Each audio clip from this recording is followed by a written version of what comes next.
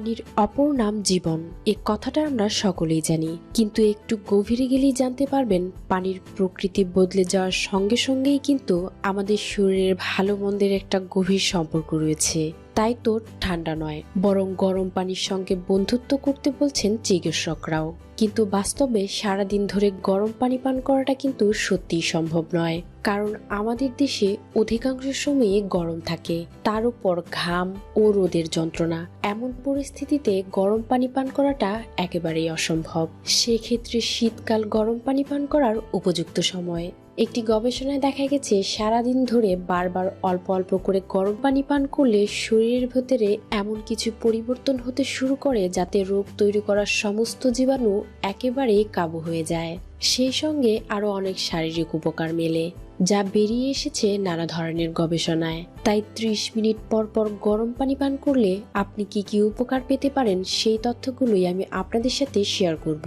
আপনি যদি 30 মিনিট পর পর গরম পানি পান করেন তবে আপনার হজম শক্তির অনেক উন্নতি ঘটবে।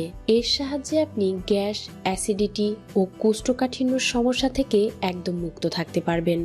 যারা অতিরিক্ত ওজন নিয়ে চিন্তিত তাদের জন্য গরম পানি আশীর্বাদ স্বরূপ। নিয়মিত গরম পানি পান করলে আপনার ওজন ম্যাজিকের মতো কমতে থাকবে। মেয়েদের পিরিয়ডের সময় অনেক কষ্টের সম্মুখীন হতে হয়, আর গরম পানি পান করলে আপনার সেই কষ্টগুলো দূর হতে সহায়তা করবে। নিয়মিত গরম পানি পান করলে মাথার ত্বক থেকে খুশকি দূর হয়ে যাবে, পাশাপাশি যে কোনো ধরনের ব্যথাও দূর হয়ে যাবে।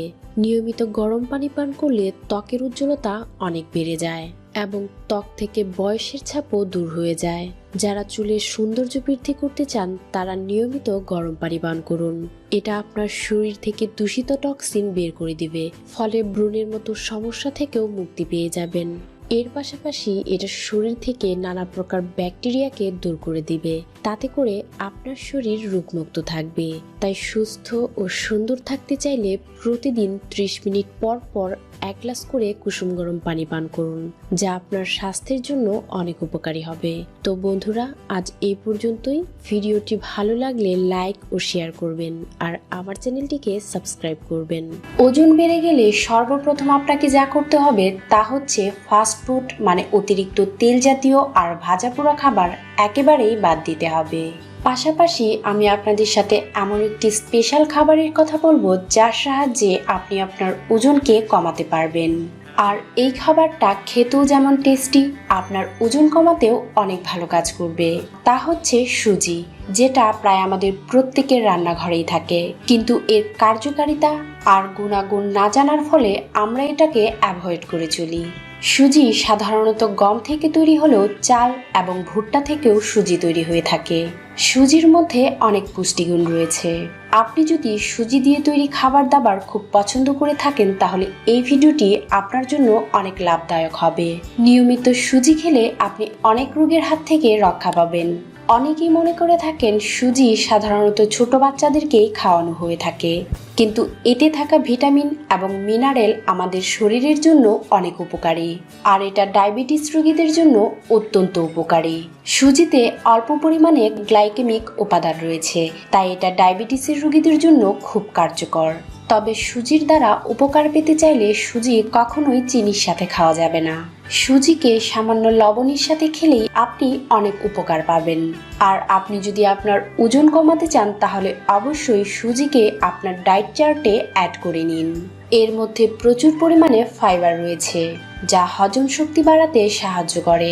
এটা দ্রুত বেড়ে যাওয়া ওজনকে কমাতে সাহায্য করে। শরীরে এনার্জি বজায় রাখার জন্য ভিটামিন, খনিজ এবং নানা ধরনের উপাদান দরকার হয়ে থাকে, আর এই সব সকল উপাদান রয়েছে সুজিতে। হার্ট এবং কিডনির জন্য সুজি অত্যন্ত উপকারী। সুজিতে ফসফরাস এবং ম্যাগনেসিয়াম রয়েছে, যা হাড় শক্ত করতে সাহায্য করে। এর মধ্যে প্রচুর পরিমাণে আয়রন রয়েছে, তাই সুজি খেলে অ্যানিমিয়া রোগের হাত থেকে রক্ষা পাওয়া যায়।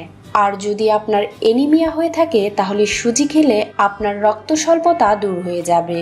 তাই আপনার খাদ্য তালিকায় সুজি রাখলে আপনি সুস্থ থাকতে পারবেন। সুজিতে কোনো প্রকার ফ্যাট বা কোলেস্টেরল নেই, তাই এটা কোলেস্টেরলের রোগীদের জন্য অত্যন্ত উপকারী। তাই সুজি দিয়ে উপমা তৈরি করে খেতে পারেন। পাশাপাশি বিভিন্ন সবজির সাথেও আপনি এই সুজি খেতে পারেন।